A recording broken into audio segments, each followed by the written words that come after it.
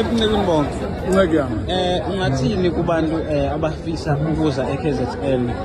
bangafika babonini njengoba kuza uZibandlela uDisemba yini abangafika bayi-enjoy la eThekwini? No, iKZN indawo emnandi epholile enolwandle inendawo eziningi zokujabula kodwa ke engithanda ukuthi baqaphele kakhulu mebefika eKZN wonke umuntu wakhona uyagadwa ugadwa ngezibhamu so mebebona izibhamu eziningi bangayitshela mhlawumbe kuyaliwa no uma uyinyanga eKZN uyagadwa ngesibhamu uma umfundisi ugadwa ngesibhamu uma usopolitiki ugadwa ngesibhamu uma uyi-influencer social media ugadwa ngesibhamu umculo ugadwa ngesibhamu